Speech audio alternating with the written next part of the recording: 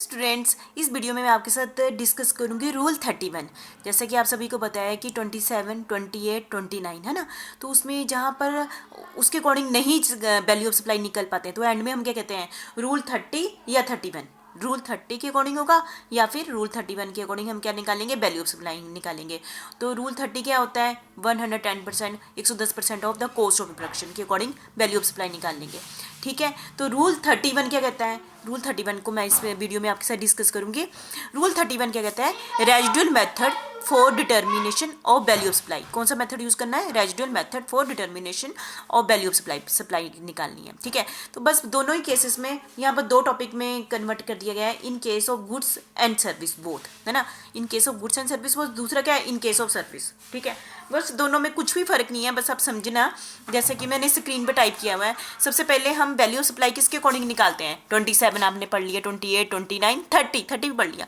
चारों के according value of supply निकालते हैं। यदि चारों के अकॉर्डिंग वैल्यू ऑफ सप्लाई नहीं निकल पाती है तब हम कौन सा रूल फॉलो करते हैं, 31। ये किस केस में है, गुड्स एंड सर्विस दोनों के केस में इकट्ठा है। यदि चारों के अकॉर्डिंग नहीं निकल पाती, पिछले जो चार हमने पढ़ लिए, तो अब एंड में कौन सा रूल अप्लाई होता है, 31। तो उसके अकॉर्डिंग हम वैल्यू ऑफ सप्लाई निकालते हैं। तो वैल्यू ऑफ सप्लाई के लिए क्या निकालते हैं, रीजनेबल बेसिस, कुछ बेस ले लेते हैं, उसके अकॉर्डिंग वैल्यू ऑफ सप्लाई हम निकाल लेते हैं। ठीक है।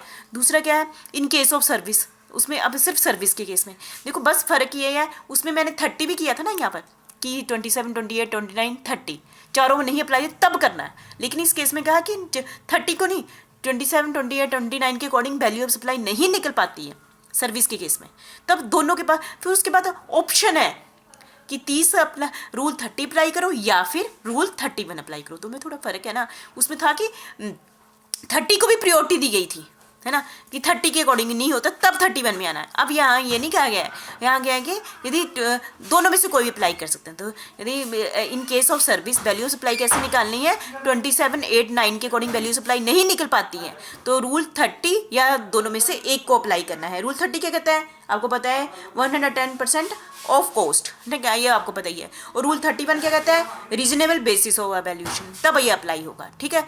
तो बस इतना ही, दोनों में ड्रास्टिक नहीं, यही फर्क है। ठीक है, ये याद करना है, है ना। ठीक है। Thank you very much.